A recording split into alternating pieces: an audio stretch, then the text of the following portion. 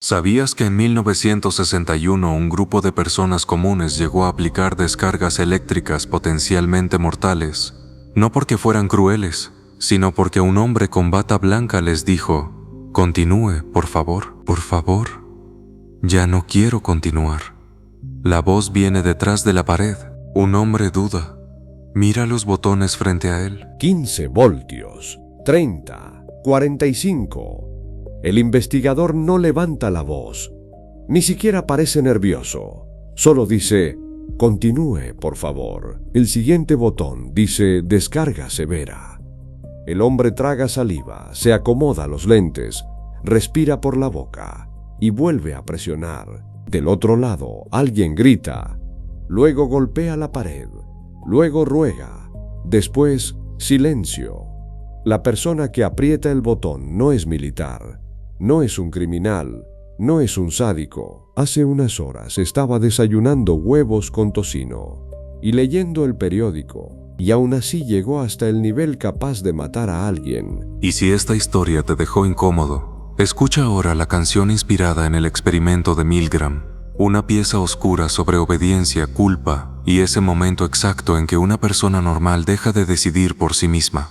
No hay soldado, no hay prisión, solo un hombre con bata blanca diciendo: «Continúe, por favor». Continuamos. La pregunta no es qué le pasó a él. La pregunta es otra: ¿cuánto tiempo tardarías tú en obedecer? Invierno de 1961, New Haven, Connecticut. Afuera hace frío. No un frío cinematográfico, un frío incómodo, de esos que hacen que la nariz arda. En una pequeña cafetería cerca de Yale, un hombre revuelve azúcar en su café exactamente 7 veces. Siempre 7, ni 6, ni 8. 7. La mesera ya lo sabe. Él también sabe que es absurdo, pero sigue haciéndolo. Tiene 46 años, trabaja reparando equipos eléctricos, no tiene antecedentes penales, no pertenece al ejército, nunca ha golpeado a nadie.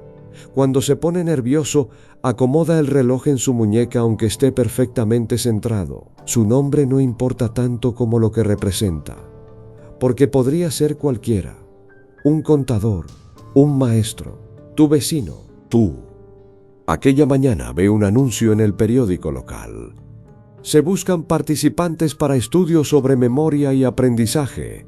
Pago $4.50. Hoy parecen pocos. En 1961 equivalían a más de $40 actuales. Dinero suficiente para aceptar una tarde aburrida. Nada más. El edificio de Yale impone respeto desde lejos. Columnas altas, pasillos silenciosos, madera oscura. Todo parece legítimo, diseñado para que confíes. Ahí aparece el hombre con bata gris, calmado, educado, profesional. El doctor explica el estudio con naturalidad. Quieren entender cómo el castigo afecta el aprendizaje. Algo simple, académico, científico. El participante conoce entonces a otro voluntario, un hombre amable, un poco mayor, sonríe fácil, incluso hace un chiste sobre memoria. Parecen 2 desconocidos normales, pero uno de ellos está actuando y el otro no lo sabe. Décadas después, muchos participantes dirían algo parecido: si hubiera ocurrido en cualquier otro lugar, me habría ido. Pero era Yale. Yale hacía que todo sonara correcto, como cuando firmas términos y condiciones sin leerlos porque el logo de la empresa te tranquiliza. La autoridad no siempre grita, a veces solo usa una bata limpia. 16 años antes del experimento, Europa todavía olía a ceniza. El mundo seguía intentando entender algo imposible: ¿cómo millones de personas participaron en el Holocausto? No solo soldados, secretarias, choferes, contadores, vecinos, personas normales. Durante los juicios de Nuremberg, muchos oficiales nazis repetían la misma frase: solo seguía órdenes. Sonaba cobarde, conveniente, vacío. La mayoría de psicólogos estadounidenses pensaba que la respuesta era sencilla: Los nazis eran diferentes, más crueles, más fanáticos, más rotos, pero un joven psicólogo llamado Stanley Milgram no estaba convencido. Creía algo mucho más incómodo. Tal vez los alemanes no eran monstruos especiales. Tal vez el problema era humano. Y si tenía razón, entonces cualquier sociedad podía repetirlo, incluyendo Estados Unidos. Milgram había estudiado en Harvard. Era brillante, ambicioso, también inseguro. Quería crear un experimento imposible de ignorar, algo tan fuerte que obligara al mundo a mirarse al espejo. En esos años, la obediencia era considerada una virtud social. Escuchar al maestro, escuchar al policía, escuchar al doctor, escuchar al gobierno. La Segunda Guerra Mundial había reforzado la idea de que las estructuras fuertes evitaban el caos y funcionaba hasta que dejaba de funcionar. Una estadística cambia completamente la perspectiva. Entre 1933 y 1945, aproximadamente 6 millones de judíos fueron asesinados, pero el aparato nazi involucró a millones más: administrativos, ferrocarrileros, empresas privadas, fabricantes de uniformes, personas que nunca dispararon un arma, personas que solo hacían su trabajo.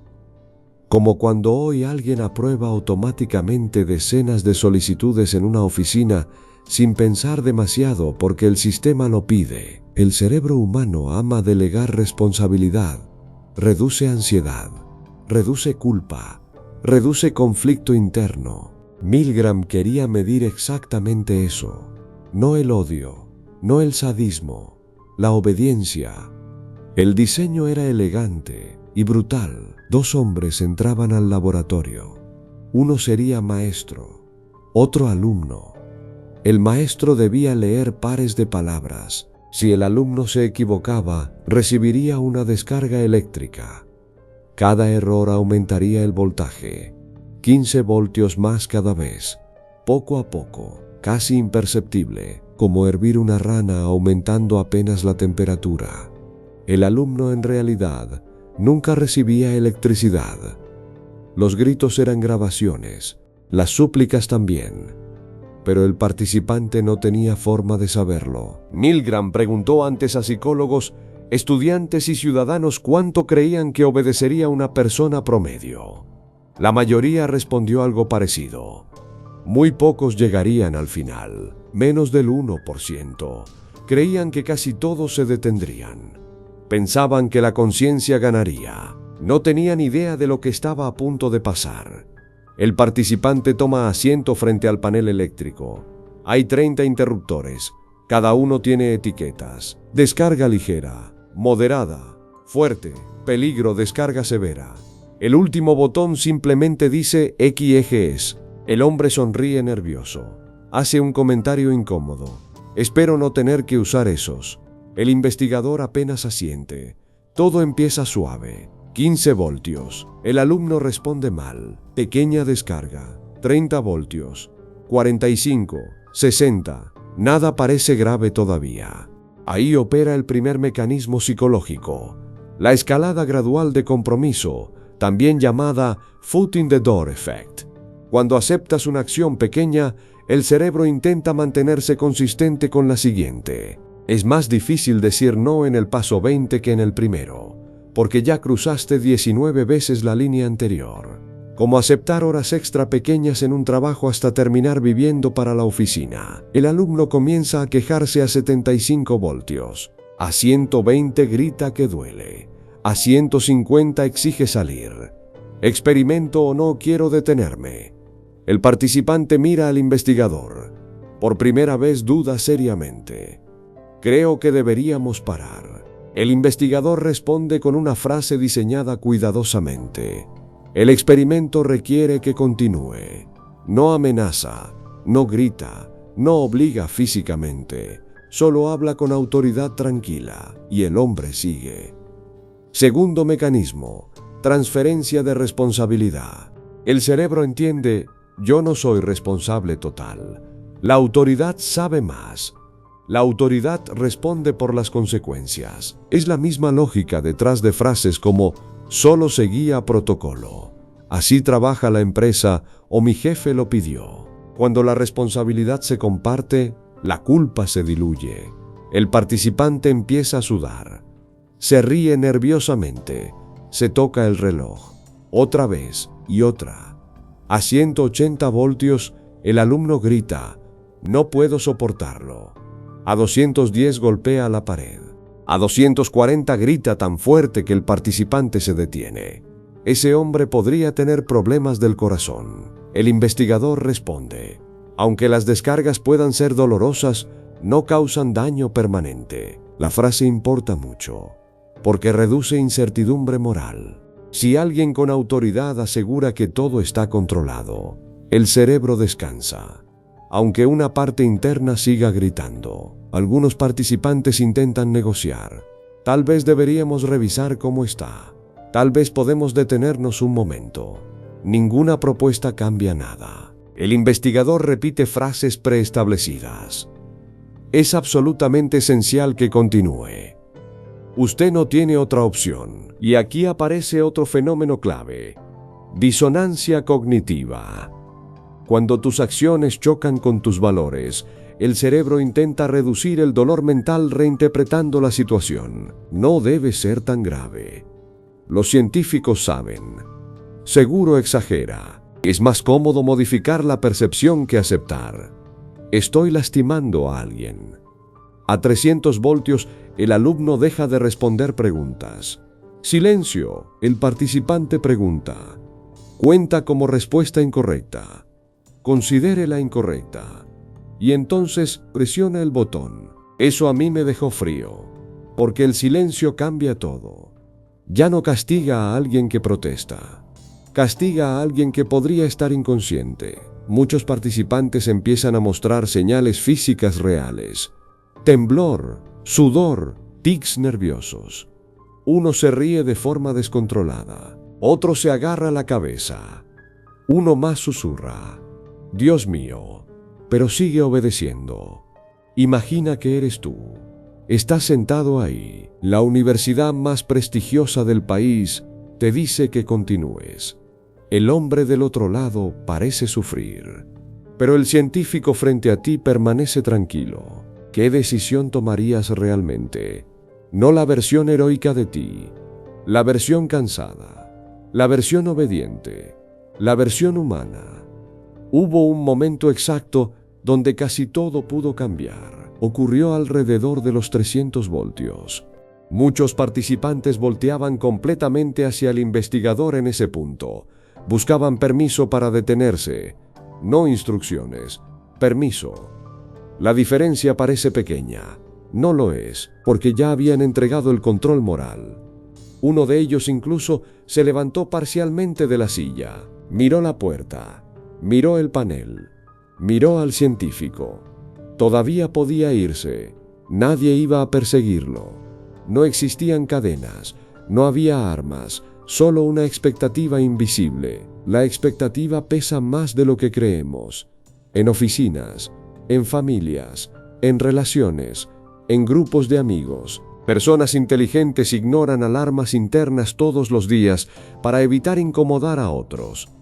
El participante pregunta: ¿quién se hace responsable si algo pasa? Respuesta inmediata: yo soy responsable. Y eso basta. La obediencia no nace solo del miedo. Muchas veces nace del alivio. El alivio de no decidir. Porque decidir implica cargar consecuencias. Otro participante dijo años después algo devastador. No quería ser grosero. Grosero, no cruel, no violento. Grosero. La presión social había transformado la situación moral en una situación de etiqueta. Como seguir una reunión absurda porque nadie quiere ser el primero en levantarse. Y ahí está lo incómodo. No hace falta odiar a alguien para dañarlo. A veces basta con no querer romper el ambiente. 315 voltios. Grito, golpe, silencio. El participante respira rápido. Aprieta los labios. Mira el siguiente interruptor. 330. Clic. No hay respuesta, solo el zumbido del aparato. La sala huele a madera caliente, a sudor, a electricidad, a tensión humana. 345. Clic. 360. Clic. El hombre ya no habla, solo obedece. El investigador tampoco cambia expresión, como un empleado sellando formularios. 375. Clic. 390. Clic. Las manos tiemblan, pero continúan. Un participante se seca lágrimas. Otro muerde sus nudillos. Uno ríe histéricamente. Risa rota. Risa de pánico. 405 voltios. Clic. 420. Clic. Ya no hay gritos, solo silencio. Y el silencio pesa más, porque obliga al cerebro a imaginar. 65% de los participantes llegaron al final, casi 7 de cada 10. Personas normales, no entrenadas, no seleccionadas por violencia. Gente común encontrada mediante anuncios en periódico. Un electricista, un vendedor, un oficinista, un padre de familia. El experimento tuvo que repetirse múltiples veces porque incluso Milgram dudaba de sus propios resultados. Pensó que algo estaba mal. No lo estaba. En versiones posteriores cambió variables. Si el investigador daba órdenes por teléfono, la obediencia bajaba. Si otros participantes se rebelaban, también bajaba. Si Yale desaparecía del contexto y el estudio ocurría en una oficina mediocre, la obediencia disminuía. La autoridad necesita símbolos, uniformes, prestigio, instituciones, logos, títulos, como cuando un correo con apariencia corporativa consigue que miles entreguen información privada sin cuestionar nada. El cerebro ahorra energía confiando, y ese ahorro puede volverse letal. Uno de los momentos más duros ocurrió cuando un participante se negó finalmente. El investigador insistió 4 veces. El hombre respondió: "No seguiré". Silencio. Fin del experimento. Nada ocurrió. Nadie lo castigó. Nadie lo arrestó. No perdió dinero. Y aún así, la mayoría nunca llegó a ese punto. Porque romper obediencia requiere algo difícil: soportar la incomodidad social. La mayoría prefiere dañar lentamente antes que confrontar directamente. Imagínalo otra vez. Estás en esa sala. Llevas 40 minutos obedeciendo. Aceptar ahora que estuviste mal significaría reconocer algo horrible sobre ti. Entonces el cerebro hace lo más humano posible. Continúa. Cuando el experimento terminó, muchos participantes quedaron destruidos emocionalmente. Algunos se reían nerviosamente al descubrir la verdad. Otros se sentaban en silencio. Varios pidieron ver al supuesto alumno para asegurarse de que estaba vivo, y cuando lo veían entrar sonriendo, sus cuerpos literalmente se relajaban, como si volvieran a respirar después de horas bajo agua. Milgram recibió críticas brutales. Psicólogos lo acusaron de crueldad, de manipulación extrema. Hoy, un experimento así probablemente no pasaría ningún comité ético, pero los datos eran imposibles de ignorar. Décadas después, Abu Ghraib volvió a poner el estudio sobre la mesa. Soldados estadounidenses humillando prisioneros en Irak. Fotos reales, sonrisas reales, órdenes reales. La misma pregunta volvió a aparecer. ¿Eran monstruos o humanos obedeciendo sistemas? El experimento también cambió para siempre cómo entendemos organizaciones, sectas y estructuras corporativas, porque mostró algo incómodo. La mayoría no necesita odio para participar en daño colectivo. Necesita contexto, necesita autoridad, necesita pequeños pasos graduales. Uno de los participantes escribió después: "Aprendí algo sobre mí que no quería saber". Esa quizá fue la consecuencia más pesada, no el experimento. El espejo, y hay una ironía extraña. Milgram quería explicar el Holocausto, pero terminó explicando oficinas modernas.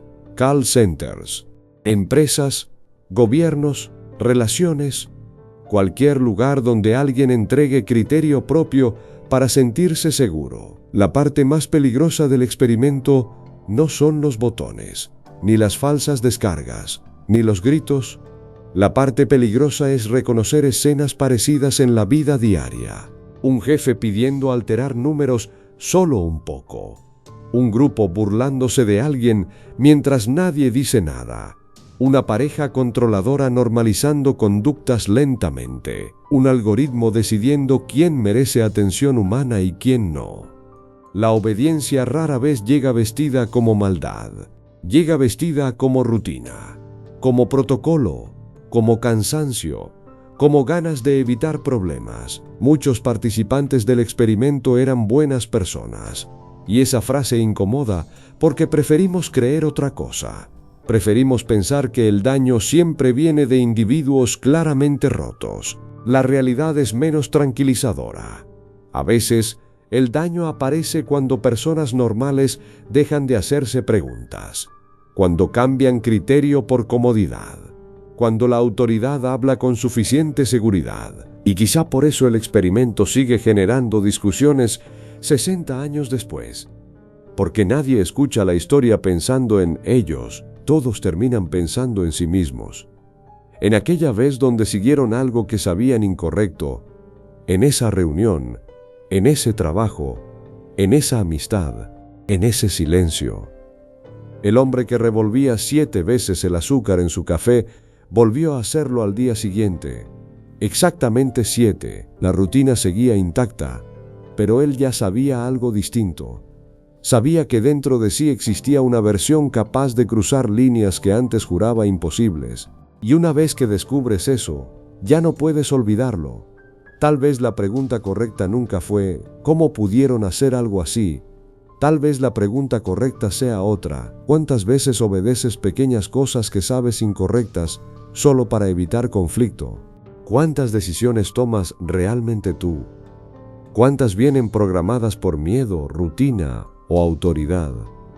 Porque el experimento de Milgram no terminó en Yale, sigue ocurriendo. En oficinas, en gobiernos, en internet, en grupos de WhatsApp, en mesas familiares. Cada vez que alguien deja de cuestionar, cada vez que alguien piensa, seguro alguien más ya revisó si esto está bien. Y quizá lo más incómodo de todo es que los participantes nunca imaginaron quiénes serían hasta sentarse frente al botón.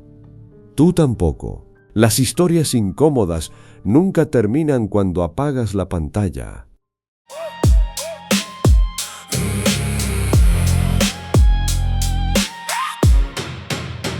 15 voltios en la mesa, una voz detrás del muro.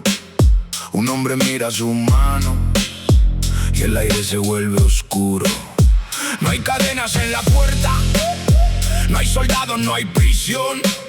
Solo un hombre con bata blanca diciendo continúe, por favor.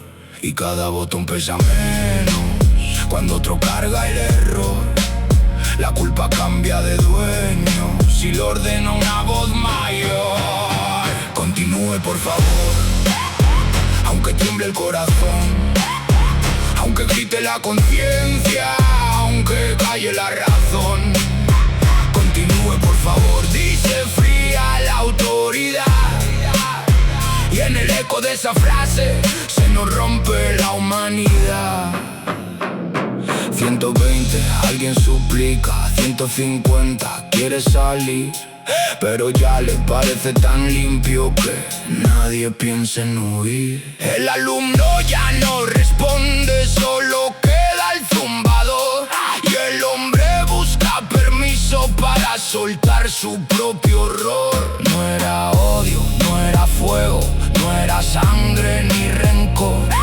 Era miedo a ser distinto, era obediencia sin dolor. Continúe, por favor, aunque tiemble el corazón, aunque grite la conciencia, aunque calle la razón. Continúe, por favor, dice fría la autoridad. Y en el eco de esa frase se nos rompe la humanidad. responde si se muere? Yo respondo, dijo él. Y bastó para que un hombre apretara otra vez. No quería ser culpable, no quería ser cruel, solo no quería ser grosero ante el hombre de papel. Continúen, por favor. Ya no hay gritos, ya no hay voz, ya no hay voz. Solo un cuarto lleno de hombres obedeciendo sin perdón. Continúen, por favor. Hasta el último botón. Y pregúntate en silencio, hubieras dicho que no. 7 vueltas al café, la rutina regresó, pero algo quedó encendido donde nadie lo